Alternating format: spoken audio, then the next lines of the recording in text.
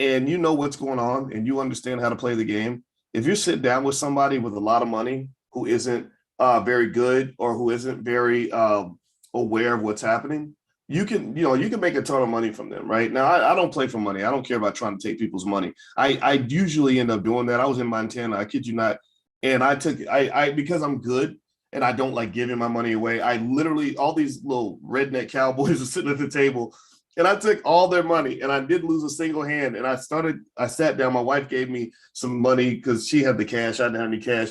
I sat down with $200. In an hour, I had $600. And these guys are looking at me like, they're like, okay, we want to kill this Negro. And I'm sitting there thinking, oh my God, I'm gonna have to run out of here. And because I had to go. But the thing was, the thing is that, when you're sitting down with people that don't know what they're doing, they have a lot of money, that are not aware of what's happening, then, it's not hard to get money from them, right? And again, I wasn't trying to take their money. I felt bad because I could tell they needed it. I'm blessed. I didn't really need the money, honestly, but I wasn't gonna give it away because I'm not a sucker. And it kind of reminds me of the stock market a little bit. With the stock market, that's what you had. You had people that were in the market that didn't know what they were doing. They were moving based on the high of easy money. They made a bunch of money really fast, so they thought, oh, the stock market, if investing's easy, anybody can do it. And then you saw this outburst of all these people teaching other people how to invest. I know how to invest in the stock market. I made $10,000, and so now they're making $100,000 teaching people how to invest, but they don't know what they're doing. They can show you how to pick a stock, but they don't know how to pick the right one. They can show you how to get on an app and make a purchase. So a lot of those investors left. That's my point. A lot of the suckers. So just like poker, when all the suckers have left the table and you're playing with the sharks, you got to play a different game. You have to elevate to a different level. So right now you're dealing with a market where the smart money's still there. A lot of the dumb money, unfortunately, has walked out the door. But the good thing, though, is that now this is interesting. This is a perfect analogy with poker, because one of the downsides of playing with people who aren't that good is they do crazy stuff. You can't predict what they're going to do. Right now, if I'm sitting across the table from another guy who really knows how to play, or a woman, who's extremely good, I know I can predict their moves. Right, I can make a move and know what their reaction is probably going to be based on where I am. Right, based on what I just did. And so, with investing, though, the analogy of that is that when you're dealing with traders in the market who will pay any price for a stock, where fundamentals don't mean anything, where fundamentals are just out the window, so they'll come in and they'll buy AMC for an ungodly amount of money, but the fundamentals say AMC is not worth hardly anything. You don't know how to predict that. A lot of the experts walked out of the room. They said we're not participating in this. Like people like Warren Buffett was sitting on the sidelines. Warren Buffett was sitting on the sideline for a very long time with about $170 billion in cash. And people said, you have $170 billion in cash. Everybody's investing. Everybody's jumping into the party. Why aren't you investing too? Like, what are you doing, Warren? And Warren was like, I'm not getting in the middle of this mess. This is crazy. So ultimately, now you're getting kind of the way, the more condescending way to describe it that people have used is they said, now the grownups have taken over the stock market again. Now the people who know what they're doing are investing, and that's I think a reasonable way to look at it. So what that means is that you're not going to get a lot of the crazy movements that you saw during the pandemic. You're probably not going to see stocks just sort of inflating and blowing up really fast, but you are going to see sort of these nice solid fundamentals. And the fundamentals say that your economy is super strong, that you have a lot of good reason to invest in American companies. I would be very careful about anything in China because China is very unpredictable. I don't really invest in China because it makes my stomach turn too much. And that's what you want to look at when you're looking at your own investing style. I want you to, go to your internal compass. If you don't feel comfortable with the risk level of an investment, or if you're looking at your portfolio and you can't handle the downs, then get something a little safer. But if it doesn't bother you, or you can look away and hold your nose, then maybe some of these high risk, high volatility stocks can actually be some of the stocks that make you the most money. Right. So it's ultimately something where it's a personal choice. And I want you to think that through. Now, here's some other things here. They mentioned the Conference Board's Consumer Confidence Index They said it came in at 107.2, which is below the 107.5 expected. That's not a big deal, though. It's pretty much what they expected. So that's a good thing. The job openings and labor turnover survey showed 11.3 million job openings, which is higher than the 11.1 million. So what I'm interpreting here is this. Consumer confidence is about where they expected it to be. Consumer confidence is very important. When consumers lose confidence, they stop buying things. When they stop buying things, the economy starts to shrink. Given that it meets expectations, I think that's okay. That's a good indicator for a solid economy. Second of all, the number of job openings is insanely high because there's a lot of demand. A lot of customers want to buy things. And I guess there's still a problem getting people to want to go to work. Maybe they need to pay them some more money. I think that they should, because I think they can afford to do that. But the economy is pretty strong. So what does that mean? So what you might want to interpret that to mean is, remember that they I think it was the rapper 2 Chainz who said the Feds is watching or something like that. Well, the Fed's always watching the stock market. Now I'm not talking about the cops. I'm talking about the Federal Reserve. So the Feds are always watching this information. So me as an investor, when I know the Feds are watching, then that means that okay, they're seeing the same data I'm seeing. When they see all these stock, all these indicators going up, when they're seeing the economy strong, when they're seeing that all these jobs are available, companies are trying to hire like crazy because they're getting so many customers through the door. That tells me, okay, your economy is super strong. Now, here's what's interesting, right? The Federal Reserve, been headed by Jay Powell, who you want to pay attention to them because they move the interest rates and they shift the economy and they do things to provide liquidity to the market and things like that. So Jay Powell, he has 2 mandates. The 2 mandates are one, to keep inflation near the Federal Reserve target. The target is about 2%.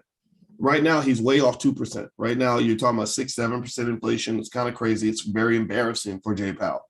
The second mandate is a strong economy measured by being close to what they call full employment. That means everybody, a chicken in every pot. Everybody has a job, right? That wants one, and also inflation isn't too high. So let me ask you all this question. Answer me in the chat. Which one of these things is off? Which one of these things do you think he's more worried about right now? Is he more worried about the economy being strong, or is he more worried about inflation being too high? Which one? Put it in one word, either economy or inflation. Which one do you think is keeping him up the most? Is keeping him awake the most? The economy, the worried about people not having jobs, or inflation, worried about prices being too high? Yep. Thank you, Johnny and Dorothy. Yeah, Kim, inflation. It's inflation. Inflation is the thing he's worried about. Now, when he decides what to do next, or the board does, they have to sort of calibrate the two. Inflation and the economy are like brother and sister. And if you give too much to the brother, it might make the sister mad. If you give too much to the sister, it might make the brother mad. So when he goes and addresses inflation, he worries. He says, well, I want to address inflation, but I don't want to address it too much, because if I do, then the economy could go south. I could pump up interest rates to the point where I kill the inflation issue, but I'm increasing the problems with the economy, right? But if I provide too much liquidity, which they did during the pandemic, liquidity meaning they're pumping up the economy, basically giving the economy steroids. If I give the economy too many steroids, then I deal with the recession issue, which they did very well during the pandemic. But the problem is I'm going to have inflation, which they did, right? So you killed your rats, now you got a roach problem. You kill your roaches, now you got a rat problem, right? So inflation is the number one thing that's on his mind right now. And when you see these economic numbers coming in so strong, you can see that he ain't got to worry about a bad economy. He doesn't have to worry about the economy going south. He's only thinking about inflation. What does that mean? Well, why are you talking about that, Boyce? Why are you dragging that on? Well, the reason I'm bringing that point up is because if he goes after inflation at an aggressive level, that's probably going to hit your stocks pretty hard, right? The biggest question with the Fed is not whether or not they're going to raise their interest rate. When they raise the central bank interest rate, just to summarize it, it slows the economy down. It pulls inflation back. It's like hitting the brakes into your car, right? You're hitting the brakes. So the only question with the Federal Reserve is not whether or not they're going to raise interest rates. They're going to do it. They're going to do it. The only question is how much, right? It's like if somebody if they're on trial I remember I had a friend that was on trial for something stupid that he did, and the lawyer was like, "Look, you going to jail? Like you are guilty." So the question is, how long are you going to go to jail? Right? Are you going to get a year? You going to get probation? You going to get 5 years? Nobody knows. So no, everybody knows that the economy is going to jail. Everybody knows that the Fed chair is going to raise interest rates. The only question is he going to raise it a quarter of a point or a half a point? Okay, if he goes a quarter of a point, excuse me, if he goes a half a point or instead of a quarter of a point, you're talking about downward pressure on your stocks. You're talking about pulling back that economy. And I think he's going to be aggressive because he needs to deal with inflation. Inflation is his number one embarrassment right now. And inflation is, I mean, it's super political. Joe Biden is blaming Vladimir Putin and all. And whose fault is it? It's kind of everybody's fault. Anybody who co-signed on that all that massive, insane stimulus and felt like that was okay to do, they're kind of all guilty of the inflation problem because there was no reason to keep pumping all that money into the economy.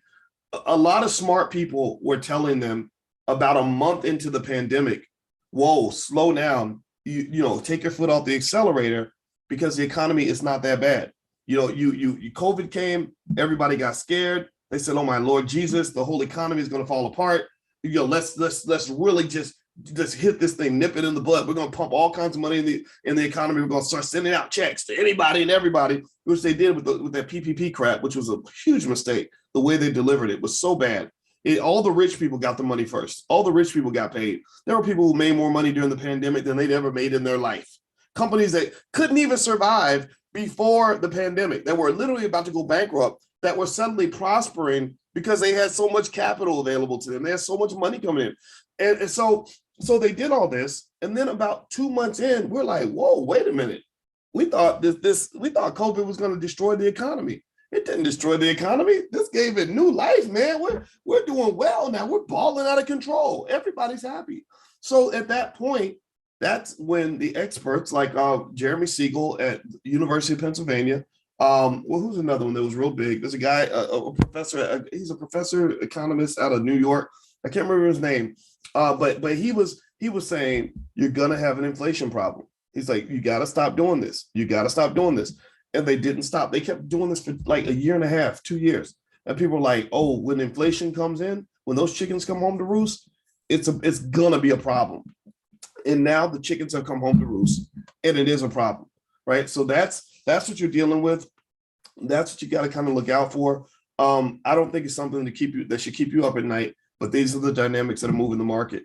All right, so what I want to do is I'm going to look at some of your questions you guys submitted in advance in the form. By the way, log in at the blackstockmarketprogram.com. I'll put the stocks that I like for this week right there in there under what Dr. Boyce is buying. Also, all the recordings from every single class we've done, that's in there as well. So feel free to log in. And also don't forget that the NFT masterclass is starting, or mastermind. It's not a masterclass. Masterclass is a class. A mastermind is a group and a collection where there's accountability and coaches and all that stuff. So if you're interested in NFTs and you want to invest in NFTs, we made a partnership with T.I. the Kid. You can go just go to my website, boycewatkins.com. You can see the link for the NFT mastermind. We start on Wednesday. All right. So let me see here. I hope you guys can forgive me for sniffling a little bit. I'm in Alaska and it's cold in Alaska, very cold. And I saw moose. See, that's bad. I failed English class, so forgive me for that. All right. So let's see here. Okay, William Lumpkin says, Dr. Boyce, I've done some research on Cathie Wood's ARK Investments ETF, and particularly AARKQ, the Autonomous Technology and Robotics ETF, and AARKG ETF. In your opinion, are these reasonable investments looking into the future? The answer is yes. I am a big fan of all the investments that Cathie Wood is making. I think that Cathie Wood is just it's like if in football, when the team wins, the quarterback gets all the credit, even though he didn't do everything. But when the team loses, the quarterback gets a big chunk of the blame. Cathie Wood is a person who was very popular during the pandemic because she was, making so much money because everything was overvalued. Now she's unpopular. Now everybody thinks she's stupid. It's like politics. It's like remember in the beginning of the pandemic, what was that guy out of New York? The governor of New York was super popular, Cuomo, Andrew Cuomo. Everybody loved him because he was such a hero. And then like 8 months later, he's like a pariah, and they're pushing him out of office. Well, investing can kind of be the same way because the horizons of a lot of these money managers are way too short. They're like 6 months, a year. You're looking at your returns for this quarter or for this year alone. And Kathy Wood is saying, screw all that. Like, why would you even be thinking that way? Fundamentals of investing. Warren Buffett was raised on a book called by Graham and Dodd called Value Investing. And basically, one of the most fundamental rules of value investing that Buffett has followed his whole life, which is why he's worth an insane and a ridiculous amount of money. He one of the most fundamental rules is that you should hold your stocks for 5 years. You shouldn't invest. Warren Buffett, in fact, says if you're not prepared to hold a stock for 10 years, you shouldn't even hold it for 10 minutes. Now, that's a value-based statement. That's his perspective. I don't think that that's necessarily true. But if you're judging a stock's performance based on what it did in the last month, you're missing a huge amount of information about the value of investing in that company. It's like I have a grandson that's like a foot tall, right? Now his parents are both 6'1", but he's a foot tall. And guess what? Last time I saw him, he was also a foot tall. Right. And when I see him in 6 months, he might be maybe 1.5 feet tall. Right. But I'm not going to look at him and say, see, look at that little kid. He's tiny, man. He ain't growing. He's going to be short for the rest of his life. No, if I want to understand how tall he's going to be, what do I do? Y'all answer me in the chat. What should I do if I want to guess how tall this kid is going to be long term? Well, maybe I look at his parents. Right? Maybe I go to the doctor and say, how does he compare to the other 1-year-olds? He's in the top 1% because his parents are giants. Actually, I said his father's 6'1". His father's about 6'5". His mother's 6'1", 6'2". He's not going to be Gary Coleman, right? But if you don't understand how nature works, if you don't understand long-term biology, you're going to miss everything. You'll say, well, gosh, I was I was hanging out with that baby for a whole 2 weeks, and he didn't grow hardly at all. He couldn't even talk when I first took him in, and now he still can't talk. This kid's gonna be worthless. A lot of people invest just like that, and that's absolutely the wrong way to invest. Remember, I told you if you're talking about things like building wealth and getting rich and all these other things, these are not hard things to do.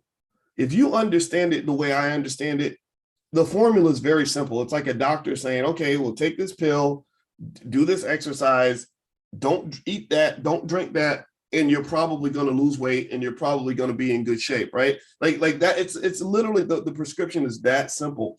And so one of the prescriptions when it comes to investing is you got to buy stuff and hold it long term.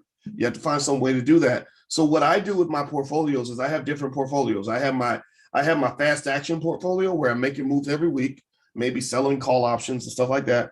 And then I have my medium-term portfolio where I buy some longer-term stocks, some stocks I think have good long-term potential, and maybe I'll sell and buy those to make bigger moves. Like if I want to buy real estate, I'll sell some stock or whatever to go buy a property or something like that, to diversify into real estate. Then I have my do not touch portfolio.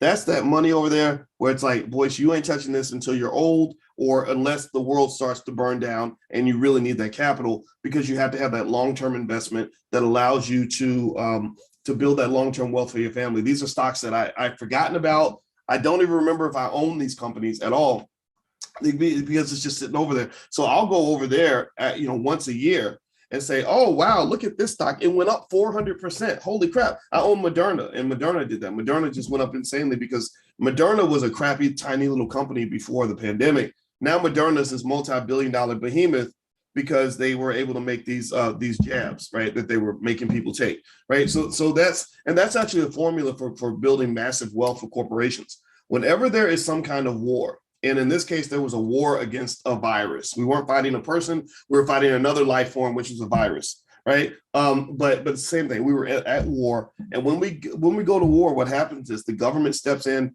and they make these mandates, and they sign documents that say we need this no matter what. This is a matter of national security. So they find what makes it where the conspiracy pops in, or where it feels a little almost corrupt or definitely biased, definitely against Black people especially, is they will pick corporations that they will do business with to fulfill the needs of the country during war. So that's how people like JP Morgan made a ton of money, because we had a big financial problem and they brought in JP and his banks to help solve that problem. Or they would call the Rockefellers, on the phone and say, hey, we have to do this thing. We'll give you any amount of money to make it happen. We're going to use taxpayer money to make a private corporation very rich. That's a little bit of a problem to me, right? Or if you're talking about if you did have an actual physical war, God forbid we go to war with Russia, well, then they start calling up, Lockheed and Boeing and what was it? Lockheed Martin. That's right. Lockheed Martin, Boeing. They call up maybe some of the, maybe GM, stuff like that, and they say, hey, we need you to manufacture tanks and guns and bullets and whatever, and we'll pay you, a ridiculous amount of money to do it. And these companies get extremely rich from that. So people get rich from war. That's why war will never go away. That's why that's why they're always finding some reason to fight somebody now, because a lot of people make a lot of money when we are at war with something. Okay. So let me keep going. Let's see here. All right. Let's see. The next question is now, let's see. Now, Natasha, you asked me about the Pennsylvania Real Estate Trust, PEI. You know what? I have to confess to you, this week I didn't have time to look up the individual investments you guys asked me about. So I'm going to leave your question for next week. I hope that's okay.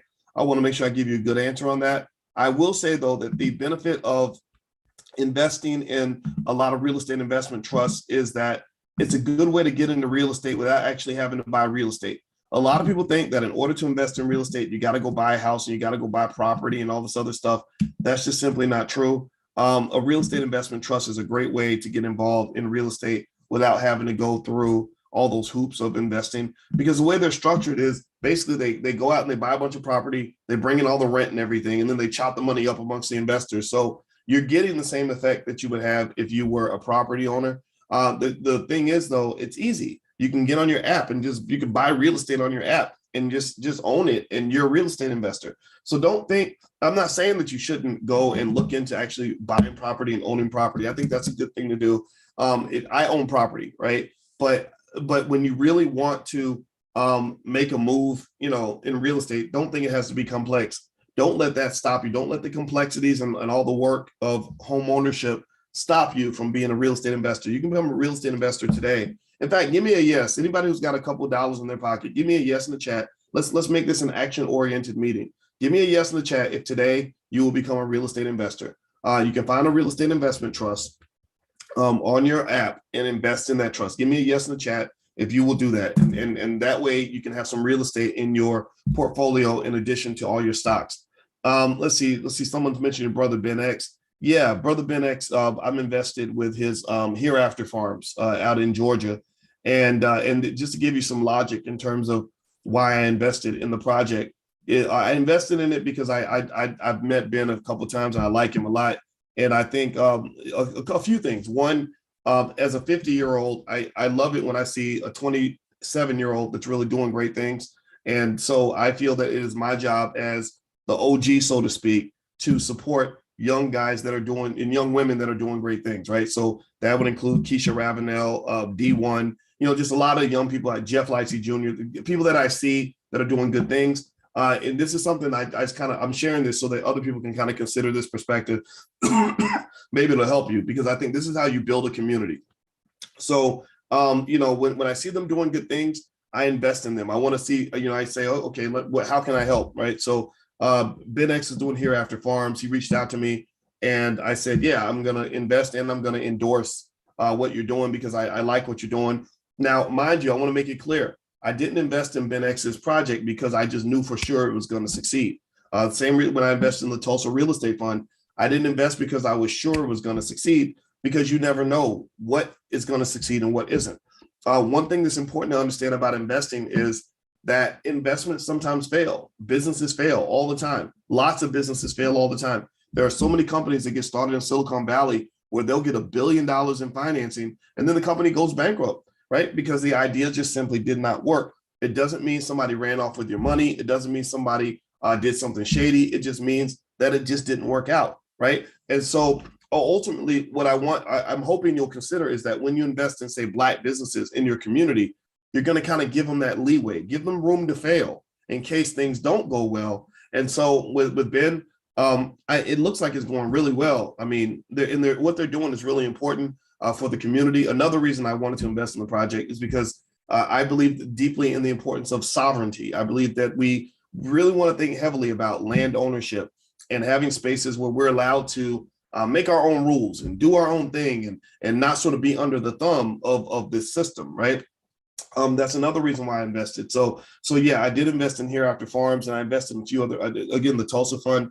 I was one of the founding investors in that. And if you live near Atlanta or you go to Atlanta, I encourage you to take a visit to the Black House or the Legacy Center. It's really a great place. It reminds me a little bit of like when I go down to visit the Nation of Islam, and I just see some of the great buildings that they have, and the Muhammad University of Islam. I've spoken there twice. This is your future. These are your people. These are your people that are going to control your future. It's not some celebrity in Hollywood. I know we're all talking about, stuff that happened at the Oscars and everything. And I think Will Smith is great. I know his family a little bit. I know his brother. I talked to his brother a lot. But and they're great people. They're doing excellent work. But what they're doing is a little bit different from what some of the people in your own community are doing. And eventually these are going to, in a generation, these are going to grow into multi-billion-dollar companies. That's what I want you to try to see right now, because that's really going to lead us into the space where we're building our own schools and kind of really doing the things that we really need to do to kind of become what we really need to be. Because right now, the public school system isn't really educating Black kids in the right way. Mainstream media is sending the wrong messages to our kids. So effectively, what's occurring is number one, they're making a lot of your kids worthless. When they put them out in the world, they don't have any skills or any work ethic or anything that's going to make them successful. It's hard to go hire someone like this. It's hard for me as a business owner to hire a 19-year-old who can't read, who smokes weed all day, and doesn't want to work, right? I don't know what to do with that, right? So effectively, one of the ways that they control Black people, in my view, is they kind of take your greatest assets, which is your children, and they make them into people that unfortunately are hard to employ. They're not showing up with the skill set and the work ethic necessary to build a strong business, and that's very disappointing. So that's why you have to educate your kids yourself. The other thing that has occurred in terms of Black wealth that's really that you really want to make sure you think about is what's happened in terms of the family. When you see scenarios where the families are all broken up, there is no wealth that's going to come out of that. Wealth does not typically come out of a broken family. It just doesn't. It doesn't mean that a single mom is a bad person. It doesn't mean that a single father is a bad person. It just means that family structure and wealth tend to be stronger when there's a mother and a father both working together as teammates. So to give you an example, not that my wife and I are just some sort of high-ranking example of anything. We're not pretending to be that, but we work together. We're teammates, right? And part of the way I chose my wife and the way she chose me was, are you going to be a good teammate? Is my life going to be better because you're in it than it is when you're not in it? Or if I'm under pressure and I can't get something done, can I turn to you and say, hey, can you watch the kids while I go and do this thing over here? You understand?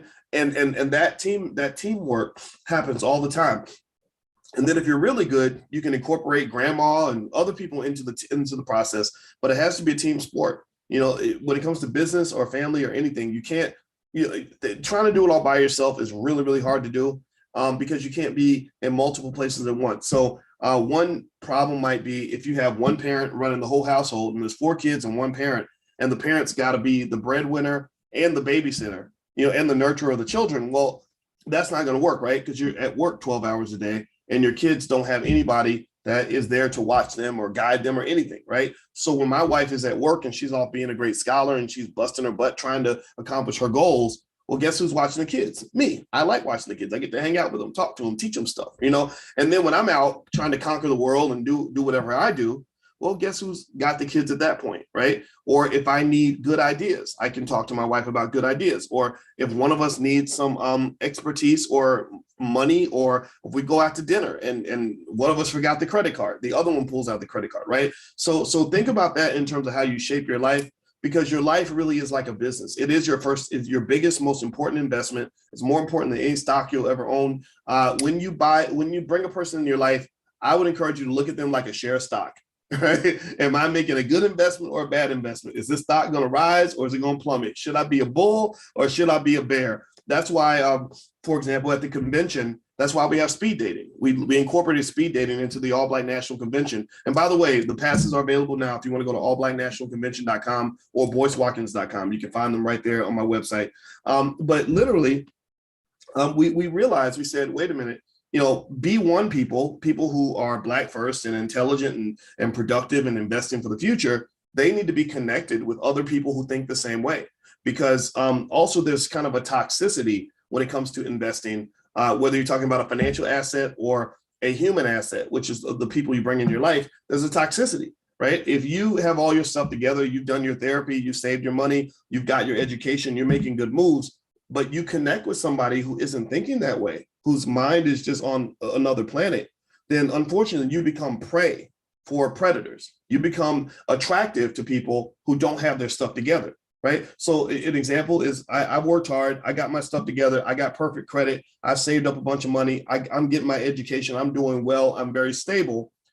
I run into somebody who's very cute, let's say she's got a big butt and a smile, and I'm a sucker for a beautiful Black woman, let's say, right? Or you love a sexy Black man who makes you laugh, but this person is in a different culture. This person hasn't saved any money, didn't go to school, doesn't really value education, isn't working to self-improve. Maybe they're hooked on drugs. And then they also don't even believe in any form of personal responsibility. They believe that the world owes them something and that it's everybody else's fault, that their life isn't where they want to be. He's got 2-3 babies mamas or baby daddies, and their life is a complete mess, right? So here's what can occur. I've seen this happen, right? So you come in as a person that, first of all, you don't want to be too judgmental because they think that's uppity, right? For you to expect that person to have things done in their life or to be able to do things on their own. So you try to give them a chance, and maybe they make you feel guilty, like, oh, well, you won't date me just because I'm an auto mechanic, or you won't date me just because I got 2 kids and their baby daddies are not in the house, right? So you try to give them leeway, right? So because you want to be helpful, you want to be a good person, and then the financial problems start rolling in, right? Because I got 2 kids and their daddies aren't helping. I need you to pay, to help me take care of these kids, right? And deal with their baby daddies, one of whom might kill you because he just got out of jail, or maybe on top of that, you've got triggered behavior that might come from trauma that many of us experience. Unaddressed trauma can make it very hard to have a relationship with somebody. It's like a dog that bites your hand every time you try to feed it, right? So you're dealing with that, right? So you're dealing with extra stress in your relationship, which can escalate and cause you problems, right? Every time you're sitting down trying to work and build your business or go to school, you've got this person that's unhappy, right? They're mad about whatever, right? And because they don't even know how to process anything. So they're blaming everything on you. It's always your fault that I don't have this and my life isn't that, or whatever, right? And then when you run into a financial problem, you've got nobody to turn to. You're like the Federal Reserve. The Federal Reserve is the bank of last resort, the lender of last resort. The buck stops with the Federal Reserve. When the whole economy crashes, they turn to the Fed. The Fed is responsible for supplying all the money necessary to maintain the economy. You become the Fed. You become a walk-in welfare office. You are the person who is responsible for coming up with the money for almost everything. That is a lot of pressure. That is a lot of pressure. So, and also because you've got perfect credit, well, then you got this person who's sleeping with you saying, hey, why don't you co-sign for me to get XYZ? Well, these little things make a difference. My father had perfect credit, and my father, when people would ask him to co-sign for stuff, he would cuss them out. My daddy would, I kid you not, my father would cuss them out. He would say, how the F, I'm not gonna cuss today, because I have a rule, I don't cuss in class, just out of respect. But he'd be like, how the F do you expect me to trust you with my credit when you don't even care about your own credit? You didn't even care enough about protecting your own credit what makes you think I'm gonna give you mine, right? So, but seriously, so you got the perfect credit, Of course, they're going to want you to co-sign for stuff because you got the perfect credit. You're a come up for that person, right? You've got money saved in the bank. Well, guess who's going to drain that money? Because they've developed bad financial habits that drain resources as opposed to accumulate resources, right? And I can just keep going on and on down the list. I'm not gonna even tell you the most tragic stories I've seen, but I can just tell you that investment of who you have around you, either as your friends or as your mate, is so important in your wealth building process that it's ridiculous. And it's crazy to me that we don't talk about that more. People don't talk about that enough because we've forgotten the importance of family. We forgot why people form families in the first place. Families were a source of protection. So that means picking the right person to marry, very important. Thinking carefully about who you even lay down with, who I even choose to be in the bedroom with, right? That's counter to the culture that's being promoted to you. As a Black man, I constantly through music had culture promoted to me that said, if she looks good, you're supposed to lay down with her, and that's it. Like, if you don't, then you're stupid. You missed an opportunity. And I started thinking, like, this is crazy. No, I'm not going to lay down with you just because you look good. I need to know that you are a person that I need in my space, because if you bring toxicity into the space that I've made sacred, then you can ruin everything for me. Right. So ultimately, I encourage you to just think different. That's the point. Apple used to have a slogan when they were selling Macs and iPhones. They used to say, just think different. Well, that should be the slogan for you right now in your life to be economically successful. Think different. Do not do what everybody else is doing. That's why so many of us are broke. That's why you see, and I'm not saying this is why Black wealth is so low and why there's a racial wealth gap. We know the history of that. We know all about that, right? I talked about that extensively. We read Dr. Claude Anderson books every Wednesday night. And by the way, I meant to tell you guys, I'll tell you, I'll send out an email, but the book club meeting, I have to move it back because I'll be flying back from Alaska that day. But y'all know Thursday, I'll be right there with you. But we know all that. But if you want to understand why people either start poor and stay poor, or why they might actually start off with opportunities and they go down, or they miss opportunities their whole life, a lot of it is because the culture is just so bad in terms of how you're trained to make fundamental decisions. That's why I believe if I could make a perfect world, make the world I would love to see, I would literally raise enough money to build, 1,000 schools where we can educate our kids on the right values that will make you successful. It is very easy to build a successful Black person. It is easy as hell. It is not hard at all, but it's extremely difficult to raise a successful Black person when their mind is in captivity. You can raise a healthy animal in the wild, but you can't raise a healthy animal in captivity. A lot of us are raised in captivity. That's why you don't have healthy outcomes. It's because you're raised in the captivity of a system that boxes you in to certain lines of thinking that are absolutely positively 100% to your detriment, that don't lead to success. They don't lead to happiness. They don't lead to fulfillment. They don't lead to security. They lead to nothing but a long string of problems, which become what they call, psychologists call this confirmation bias. They lead you to confirmation bias where you are in this cage and they're teaching you all the ways to ruin your life. Like if you listen to a lot of hip hop songs, it's nothing more than a blueprint on every way a Black man can ruin his life. Take as many drugs as possible, kill other Black people, break the law so you can go to jail. If you see a Black woman, just slap the hell out of her. Sleep around with whoever you can sleep around with. Don't even think about it. Just make babies everywhere and blow all your money and give it all to white people. Like that's a recipe for disaster, right? And that recipe is mass marketed to your children. And and again, the conspiracy theorist in me says, I don't think that's an accident. I don't think that they would let that kind of message be shared with almost anybody else in a way that influences them. But I think for you, the rules are just a little bit different. So you got to learn how to make your own rules. If you can't make your own rules, then you are going to lose. You will lose. So that is the short and long answer of why my wife and I decided to incorporate speed dating into the All Black National Convention. It went really well. Everybody was happy. Keisha Ravenel is actually getting married to a guy she met during speed dating last year, which is awesome for her. And so anyway, if you want to come to the convention, just go to my website, boycewatkins.com. You can get your pass. And we're also looking for people that have ideas on things we can incorporate. If you want to apply to sit on a panel, that we'll send out a link for that. Just all kinds of stuff. So anyway, that's my investment thought for today. And I think it's very important when you're talking about wealth. You got to go beyond the X's and O's. You got to go beyond the stocks and bonds. You got to go beyond the 401ks and all that stuff. You got to really talk about the culture, Because if you give me a poor family that has a good economic culture versus a wealthy family that has a bad economic culture, the poor family will eventually become the rich family. The rich family will become the poor. Right? I could take any poor family and say, okay, as long as you do this, this, and this, and train your kids to do this, this, and that, and teach them to avoid this, this, and this, they're going to be economically successful because these things lead to good results.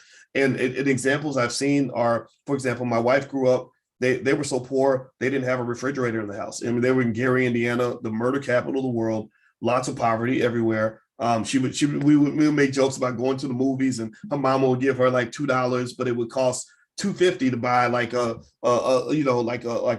like candy and a drink or whatever, right? So she had to pick one or the other, like little stuff like that a lot of us went through as kids. And she's doing fine financially because of certain value systems that her parents kind of infused in her. Same thing in our household. My brother and my sister and I are doing fine.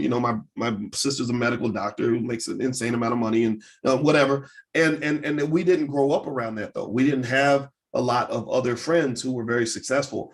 And the number one factor that allowed that differentiation was that my parents didn't really care what everybody else was doing, right? So if I came to them and said, I want a pair of Nikes because my friend got Nikes, my mother would say, I don't care what he got.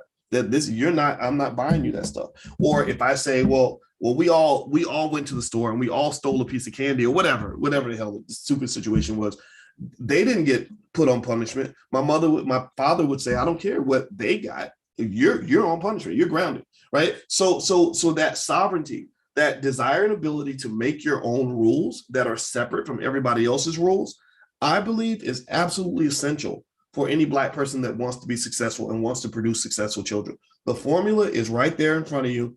You just got to have the courage to apply it. Courage is essential. Courage means not feeling pressured to follow along with the crowd. You've got to develop your own blueprint and stick with that, and don't let anybody talk you off that stoop. I'm serious. Okay, so I'm gonna answer a few more of your questions. I'm gonna check the Q&A section. Let's see here.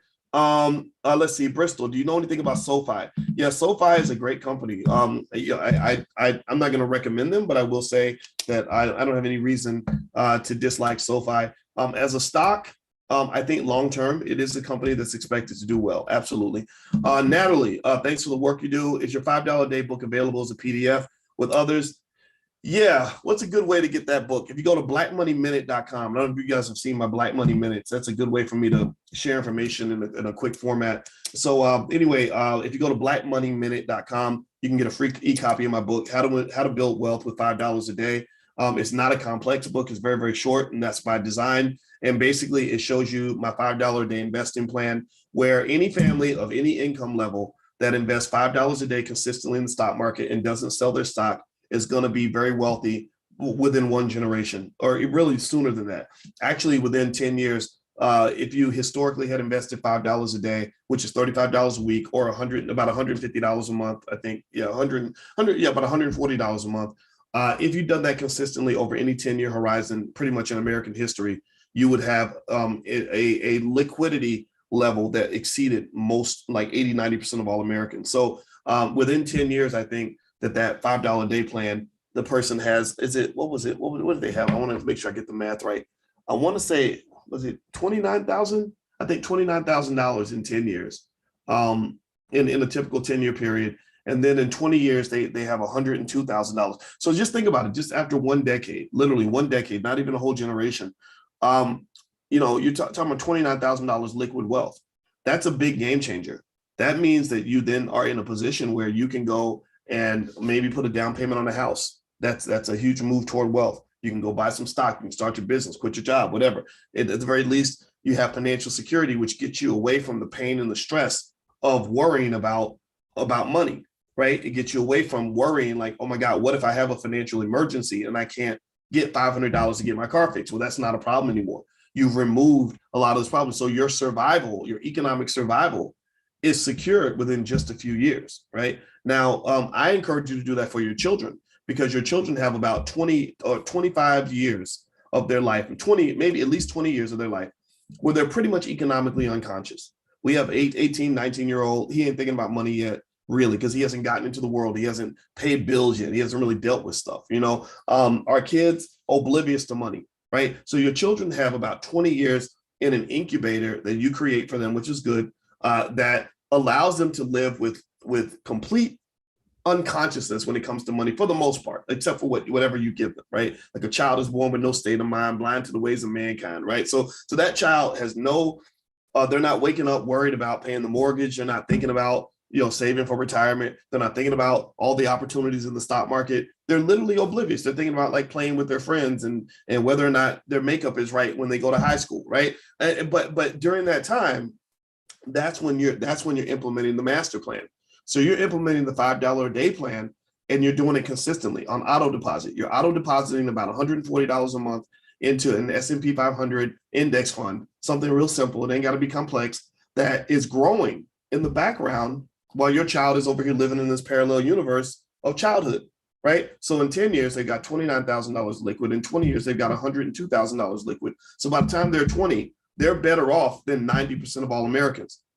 There is nothing about being Black that stops you from doing that. There's no racial infrastructure. There's no systematic inequality. There's nothing out here that stops you from doing that, right? Just like there's nothing that racial that stops you from turning on the TV or dancing every day, right? You can. These are some of the freedoms that you have right there in front of you. Just most people don't take advantage of that, right?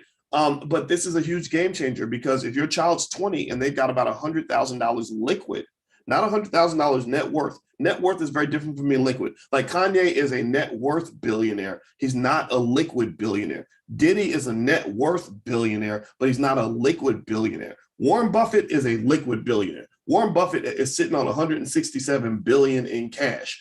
Kanye is sitting on about 80 million in cash and about 100 billion in assets and ego, right? And fame, right? So it doesn't mean he's not doing well. It just means it's a different kind of wealth, right? Your child will be liquid at 100K. How many people out here have 100K liquid? That most people don't, especially Black people. You've already given your child the Black version, the Dr. Boyce version of white privilege, right? White privilege is nice, but white privilege to me ain't as good as what we could call a Dr. Boyce privilege or Black wealth privilege, right? By giving your child Black wealth privilege at an early age, you have secured them in a situation where they don't have the same problems as everybody else. A person with $100,000 in the bank isn't worried about, like, okay, I got to go date this terrible man because I need an extra $700 to pay the rent because my baby daddy ain't helping me pay none of the bills. Like those problems go away, right? And in 30 years, it grows to about $250,000, right? So 30 years, you're giving your child, like letting them even know about the assets, maybe when they're 25 to 30 years old is about a good time. About 28 is the age where kids start to kind of wake up a little bit and get a little bit smarter and a little bit more disciplined. Because life's kind of kicked them in the butt enough, right? So they start making different choices in terms of relationships, wealth, what they do with their time every day, because they're starting to think about their future a little bit. Maybe that's a good time to kind of spring it on them. Like, hey, I've been investing for you since you were a baby. I love you so much that I just want you to know that now you have control of the assets. It's $238,292.14, and it's yours, right? That's awesome. That is just such a great gift to give to your child. So again, you can get a copy of the ebook. It's totally free. Go to blackmoneyminute.com. Also, if you log in at the blackstockmarketprogram.com, there's actually a video training I did on this whole process and how to implement it as well. So feel free to take a look at either one of those. All right, so I'm gonna answer some of your questions real quick. I think I got a meeting in a minute. And so I'm gonna rapid fire and answer some of your questions. Those of you who submitted questions on the WUFU form, if you'll allow me next week, I'll address a lot of those questions, because since I'm in Alaska and the time's way off, it's literally, super early in the morning. I think it's 8 o'clock, or it's almost 8 o'clock in the morning now. So I almost overslept today because my brain forgot that I'm not in Chicago. So forgive me for that. But Kim Hitchcock says, what are SPACs and warrants? Is PayPal a good buy? Okay. PayPal long-term, I believe it's a good buy. I own some PayPal. SPACs and warrants. SPACs are special purpose acquisition companies. These are companies that have where they acquire a bunch of money, and then they, after they raise a bunch of money, they go buy a company that you then become an owner in if you invest in the SPAC. So it's like me saying to all of you, okay, let's raise $1 million so we can go acquire businesses, right? And you all put $1 million in the pot because you trust us, and we all go out and then we look at different businesses and say, okay, let's buy this company and buy that company, et cetera. So that's how SPACs work. SPACs were very popular during the pandemic because people were willing to buy anything and everything. SPACs have fallen out of popularity extensively because SPACs, to some extent, were a little bit of a sucker's investment, because SPACs took advantage of the fact that people were willing to pay based on anything. So you started getting these snake oil salesmen who would come out and tell you, oh, we've created this company, it's going to make $1 trillion and it's going to grow by 1,000% a year, and people would pay a really high price for that company. So these people kind of took the money and ran. So SPACs are kind of out of popularity now. I think Shaquille O'Neal was invested in a SPAC. I doubt if he's investing in any new SPACs right now. John Green says, I hope all is well. I no longer see the Ask Dr. Boyce module in my coursework. Okay. Well, you know what, John? If you have any issues like that, Chanel, I know you're in the chat. Could you help John out? Tell him how to get in touch with you, but also you can email. If you ever have any questions or any challenges or anything with the Black Business School, any questions about a program you want to sign up for or anything like that, we have a great support team. Write this email down. It's support@theblackbusinessschool.com. support@theblackbusinessschool.com. The team is right there waiting for you. They want to answer your questions. They want to be there to talk to you. So let them know what your challenge is, and they can help you for sure. All right. Let's see. Lid says, hey, Dr. Boyce, at this SWN option again, it says $73. Is that how much I've earned through the premium or volume? You know, Lids, I'd have to see it. Maybe. Yeah, I can't. I don't know if it says negative 73. I can, that part I'm not sure if you bought or sold the option. If you bought the option, it says negative 73. I would imagine that means you lost money. If you sold the option though, and it says negative 73, that could mean that that's your premium you received when you sold the call. And as the stock hits expiration, that price will change. So that's all I know based on the information that's right there. Let's see here. If you write a call option and it goes in the money much sooner than the expiration date, what's the likelihood of it being executed? That's a good question, Liz. So options, we don't really hit options as much here, but basically, if it goes in the money before the expiration date, it's typically not going to be exercised unless it goes way in the money. If it goes way in the money, then you could have an early exercise, but a lot of times you won't have that. If you want to know about options, by the way, everybody, there's an options masterclass I put together. If you go to stockoptionsmasterclass.com, feel free to go take a look. And I did a really good deep dive intensive on options and how to buy them, how they work, all that stuff. So feel free to go to stockoptionsmasterclass.com. Let's see, Dr. Boyce, I sent you an email about some concerns. Could you respond? Send the email to support@theblackbusinessschool.com, support@theblackbusinessschool.com. They'll forward it to me and I'll definitely take a look for sure. Rishane says, what do you think about staking crypto? Do you stake crypto? If so, what platform do you use? I don't really stake a lot of crypto, to be honest with you. I think I tried it once, but for the most part, I haven't dug into that a lot. But staking crypto is a good way to earn an ROI if you believe in the underlying crypto. You get a higher interest rate than you would at the bank. The downside, though, is that you're not getting dollars. You're getting another currency that could plummet at any time. So don't think that it's just easy money because these cryptos are extremely volatile, and that's why you're getting that higher rate of return. But staking crypto is very popular. A lot of people do a lot of it. The NFT mastermind, I know T.I.L.A. Kid. I'm sure if you ask her about staking crypto and what you're trying to do, she can help you as well. And if you want to find a link to the mastermind, just go to boycewatkins.com and the link is right there. And the classes start on Wednesday. Let's see here. So I have another appointment in an hour. I have to log off. All right, bless you. Thank you for coming to class. It's good to see you. I'm going to answer a couple more questions, then I'm going to actually 3 more, and then we're going to bounce out. Dr. Boyce, weekly you share life-changing information that your students pay for that some get for free on YouTube. Yeah, that's a good point. So here's the deal.